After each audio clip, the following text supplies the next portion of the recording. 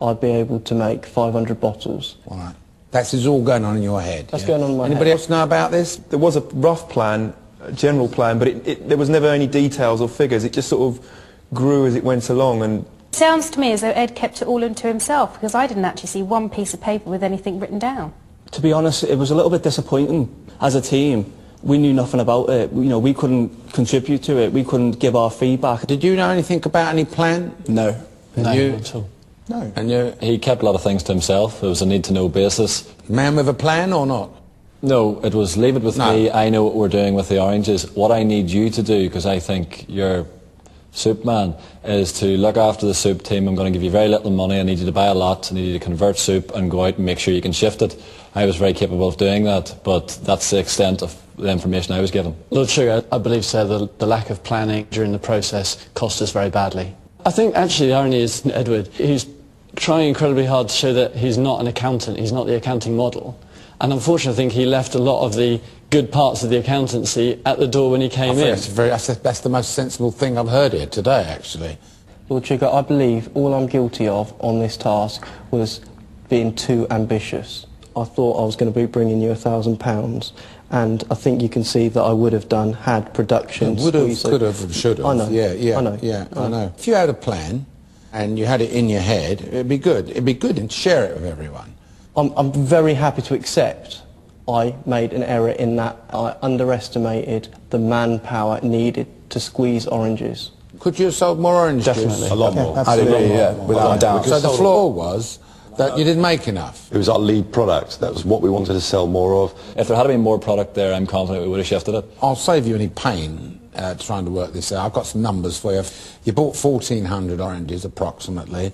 You could have made 470 bottles, okay? You actually made 156. So that tells me something went wrong in the manufacturing process. Yes, we had 3 juices and all 3 electric juices broke down. Leon, you were the person working the electric machines which broke. Maybe the engines had burnt out momentarily, like for a couple of hours, but it was the couple of hours that we couldn't afford to wait for them to cool down. Well, they were all out of order. Clear that it was a case of mishandling the equipment. Leon, your business is all about menus for restaurants, isn't it? That's right, yeah. That type of stuff. So you've got an idea and understanding of distribution of food and things like that. Well, yeah, that's right. I understand the distribution side. So what was you doing all day long? Pressing the juices, getting them bottled up, labelled. I mean, I might not necessarily been in the limelight squashing the juices, but I was certainly there squashing the juices. Alex, could you tell me what you did? Yeah, absolutely. I ran the fixed unit at Liverpool Street Station. You mean you was in the lorry? I was in the lorry, so I was stocking it, making sure it looked good, serving the soup up, putting it in cups. I will tell you right now, I didn't sell as many as the other guys. We sold 9 units, basically. Yeah, oh, that's fine, and I helped close other deals. Not fine compared to other people that absolutely, you know, but people want to see the units looking clean, tidy, and that doesn't just appear by magic. You have to do that and make it happen. Well, I can confirm I saw you cleaning and cutting bread. Yes, because the bread had to be sold in portions to go with Yeah, the soup. it's important to keep the van clean. Yeah, it's important to cut the bread. But everybody else sold, you didn't sell. Back office then, was you? If you want to look at it as back office, but had there been no back office, there'd have been no frontline sales. Good place to hide. Not really. Absolutely not. Well, look, Edward, you are going to have to bring back 2 people into this boardroom that you think are responsible for the failure of this task. The 2 people, Lord Sugar, that I'm going to be bringing back in are Gavin and Leon. Right. The ones that have been let off, so to speak, here. Go back to the house. Sorry, Lord Sugar.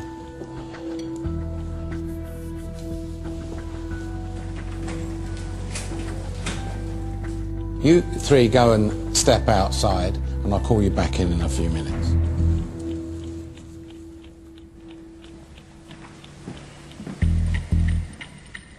Edward, he reminds me of a very slow internet line. You have to sit and wait, and you see him ticking over. But on paper, look where he's been trained by one of the biggest firm of accountants in the world. Well, he certainly hasn't accounted for himself very well, has he? Gavin has been selected because Gavin challenged him right at the beginning to be the project manager, and Leon made a mistake with the juicers. But the bottom line is, Alan, you've got to own a business with one of these candidates 50-50. Yeah, would you send the three of them in, please? Lord Sugar will see you now.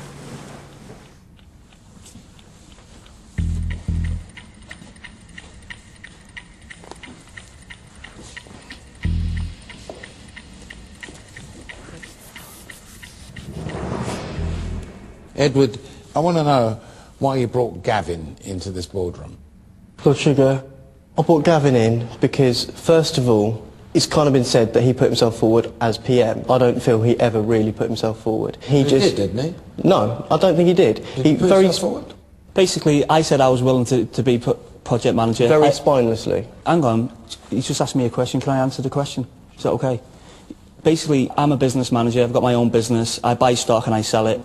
And I basically said, looking at my experience, I'd be willing to do project manager. And we took a vote on it. The reason he wasn't voted was because he did it so sheepishly, no one could be inspired. As soon as I took the calculated risk of putting myself forward, no one else needed to. Maybe because they're gutless and spineless, and normally... And I've got a lot of guts. OK, but he put himself forward. He didn't really put himself forward. If he put himself forward, did he put himself forward or not? These were the two boys that... Did he put himself forward or not? I think his hand went up, yeah. I think Edward had made it... He was pretty cocksure that he was going for it. You know, he hadn't actually asked what anyone did in the business world before he put his hand up for project management. I felt that Is Gavin... it personal then? It's not personal. You took an immediate dislike to Gavin? I felt that Gavin was not a doer. You say he's not a doer, but he sold the second highest number of units. I did not have that feedback from Jim. Well, you should have. He just literally wanted to be the project manager, and he just couldn't do the job. He couldn't do the job at all. He just told everyone just to go away. Whenever you gave him feedback, just go away and get on with it. You know, it's just not constructive. I'm not going to sit here and be made to feel that big. Well, that's how big you are, because you were absolutely stupid on this task. You know what? I had the guts to just take a team. Well done, you had the guts. I'll give you that. You put yourself forward, and well done, but you didn't do anything else. You wanted to wear the hat, but you didn't fulfil the role. Not only am I the youngest in the team, well done, I'm the shortest, I had the guts to get... I had a motley crew of young men, and I got them into a team. You did not get loads of negatives out of them. My job was to get a team together and to get you profit, which I did. I'm getting some negatives now. I got you profit. But you lost the task. What's Leon doing here anyway?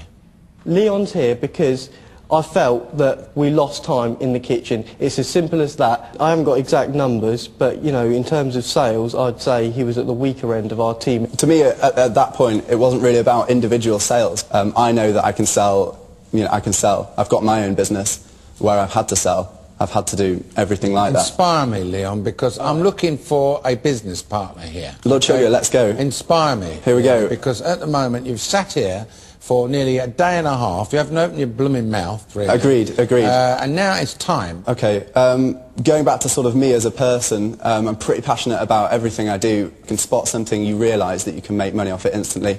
I've pretty much done that with the companies that I've owned and proven quite a success in them. So, if I had to ask you a point-blank question, who is responsible for the failure of this task, who would you say it is? I would instantly say Edward. He doesn't have the entrepreneurial flair, the enthusiasm. He's an accountant. A lot of people that end up as big bosses of companies started out accountants. I didn't know that. I ain't got no problem against accountants. Nor have I. The only problem I got here on this task is that that accountancy skill wasn't used.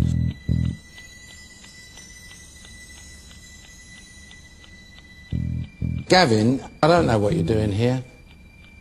You sold well, so quite frankly, I think you've done enough, as far as I'm concerned, to say that you're going to remain in this process. Okay? Thank you, Lord Sugar.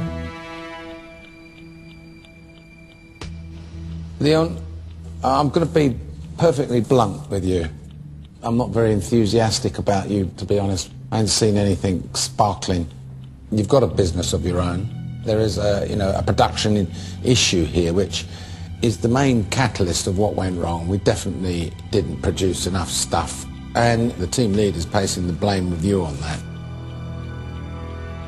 Edward, kind of admire your enthusiasm to take on the team leader's role, but clearly had no expertise here.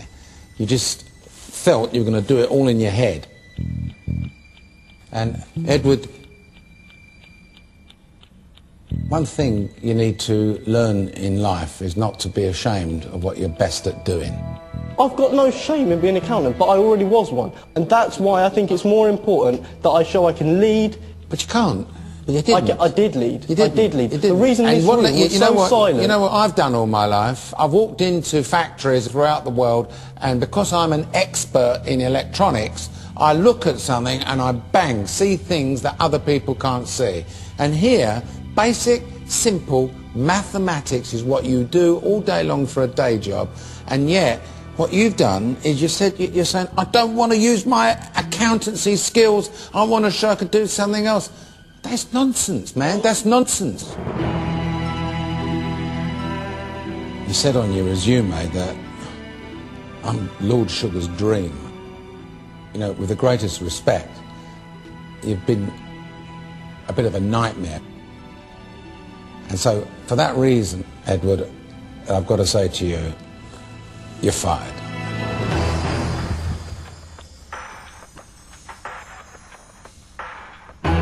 Just learn from this, Edward.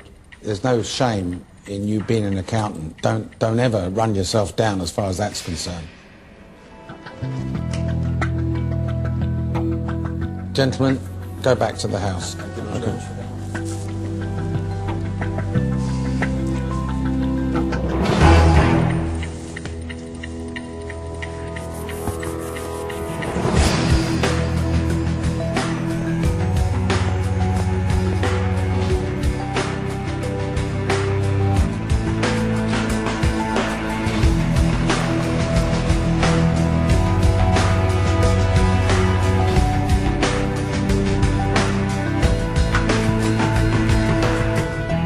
At the end of the day, Lord Sugar, he didn't see what he wanted in me, and I can accept that. I'm only 25. The world is my oyster. Roll with the punches. So who do we think is going to be coming back? Ed did put a bit of blame towards Leon about the juicing machine, so... Do you think Leon's not coming back? I got a feeling that might be the case. Leon? I think... I hope not.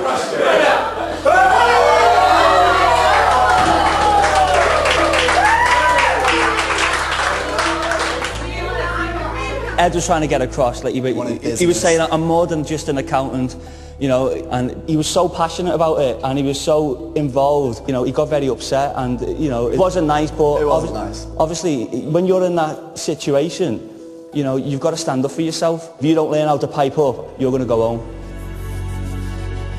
We should raise a toast to Ed, though. I mean, it's the first one. To Ed, to Ed, to Ed.